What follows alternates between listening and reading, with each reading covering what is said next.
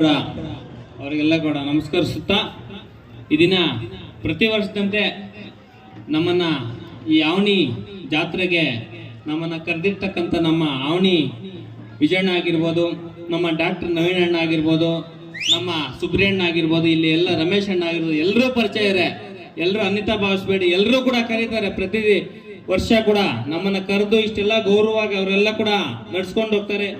ಪ್ರತಿ ವರ್ಷ ಕೂಡ ನಾಟಕಕ್ಕೆ ನಾವು ಬರ್ತೀವಿ. ಹೋದ ವರ್ಷ ಮಾತ್ರ ಬರಲಿಲ್ಲ, ಸುಮಾರು 5 ವರ್ಷದಿಂದ ಬರ್ತಾ ಇದೀವಿ ಅವ್ರು ನಡ್ಸ್ತಕ್ಕಂಥ ನಾಟಕಕ್ಕೆ. ನಮ್ಗೆ ಖುಷಿ ಆಗ್ತಕ್ಕಂಥ ವಿಚಾರ ಏನಂದ್ರೆ, ಈಗ 2025ರಲ್ಲಿ ಇದೀವಿ. 25ರಲ್ಲಿ ಈಗಿನ ಯುವಕರು ಇಷ್ಟೊತ್ತು ಹೇಳಿದ್ರು ನಮ್ಮ ಚಲಪತಣ್ಣವರು, ಮೊಬೈಲು ಮತ್ತೊಂದು ಪಬ್ಬು ಬಾರು ಅನ್ನೋ ಲೆಕ್ಕಾಚಾರದಲ್ಲಿ ಇರೋವಾಗ ಇಲ್ಲಿನ ಸ್ಥಳೀಯ ಪ್ರತಿಭೆಗಳು ಏನಿದೆ ಇವರೆಲ್ಲ ಕೂಡ ನಾವೆಲ್ಲ ಕೂಡ ಒಂದು ನಾಟಕ ಮಾಡಬೇಕು ಅಂತ ಪ್ರತಿ ವರ್ಷ ಕೂಡ ನಾಟಕ ಮಾಡ್ಕೊಂಡ್ ಬರ್ತಾರೆ. ಈ ಮಹೇಶ್ವರಿ ಕೃಪಾ ನಾಟಕ ಮಂಡಳಿ ಏನಿದೆ ಇವರೆಲ್ಲ ಕೂಡ ಬಹಳ 1 ವರ್ಷದಿಂದ ಅವ್ರವ್ರ ಕೆಲಸಗಳು ಇಟ್ಕೊಂಡು ಕೂಡ ಇವರೆಲ್ಲ ನಾಟಕ ಆಡೋರಲ್ಲ, ಅವ್ರ ಪ್ರತಿಭೆಯನ್ನು ತೋರಿಸ್ಕೊಳ್ಳಕ್ ನಿಮ್ ಮುಂದೆ ಬರ್ತಾ ಇದಾರೆ. ಅದಕ್ಕೆ ನೀವೇ ಅಷ್ಟೊಂದು ಪೇಷನ್ಸ್ ಆಗಿ ನೀವು ಕೂಡ ಈ ನಾಟಕವನ್ನು ನೋಡ್ಕೊಂಡು ಎಲ್ಲ ಖುಷಿ ಪಡ್ತೀರಾ, ಪ್ರೋತ್ಸಾಹ ಕೊಡ್ತಾ ಇದೀರಾ. ಯಾಕಂದ್ರೆ ಎಲ್ಲ ನಮ್ಮ ಭಾರತ ದೇಶದ ಸಂಸ್ಕೃತಿಯನ್ನ ಇವರೆಲ್ಲ ಕೂಡ ಹಿಂದಿನ ದಿನಗಳಲ್ಲಿ ಕೂಡ ಎತ್ಕೊಂಡು ಈ ಆವಣಿಯಲ್ಲಿ ಪುರಾಣ ಪ್ರಸಿದ್ಧ ಆವಣಿ ಒಂದು ಪ್ರಸಿದ್ಧವಾದ ಒಂದು ಸ್ಥಳ.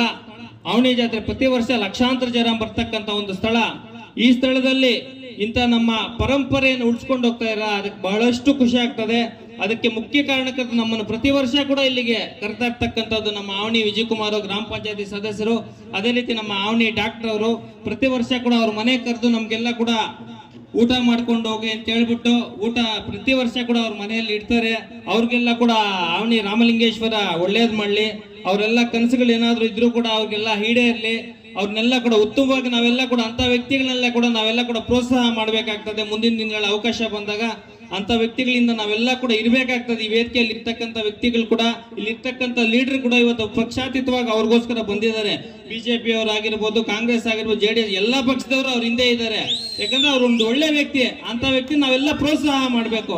ಇಂಥ ನಾಟಕಗಳು ನಡ್ಸ್ಕೊಂಡು ಹೋಗ್ತಾ ಇರಲ್ಲ, ಪ್ರತಿಯೊಂದು ದೇವಸ್ಥಾನದ ವಿಚಾರದಲ್ಲಿ ಕೂಡ ಅವರೆಲ್ಲ ಮುಂದೆ ಹೆಜ್ಜೆಯಲ್ಲಿ ಇರ್ತಾರೆ. ನಮ್ಮ ವಿಜಯಣ್ಣ ಆಗಿರ್ಬೋದು, ನವೀನಣ್ಣ ಆಗಿರ್ಬೋದು, ಅಂತವರಿಂದ ನಾವು ಇರ್ತೀವಂತ ಈ ರಾಮಲಿಂಗೇಶ್ವರನ ದೇವಸ್ಥಾನದ ಮುಂದೆ ಹೇಳ್ತಾ, ಅದೇ ರೀತಿ ಸಮಸ್ತ ಜನತೆಗೆ ರಾಮಲಿಂಗೇಶ್ವರಿ ಜಾತ್ರಾ ಮಹೋತ್ಸವ ಶುಭಾಶಯಗಳು ಮತ್ತೊಮ್ಮೆ ತಿಳಿಸ್ತಾ, ನನಗೆ ಇಷ್ಟೆಲ್ಲ ಮಾತಾಡ್ಲಿಕ್ಕೆ ಅವಕಾಶ ಕೊಟ್ಟ ತಮಗೆಲ್ಲರೂ ಕೂಡ ನಮಸ್ಕರಿಸುತ್ತಾ ನಾನು ಈ ಮಾತನ್ನು ಮುಗಿಸ್ತಾ ಇದ್ದೀನಿ.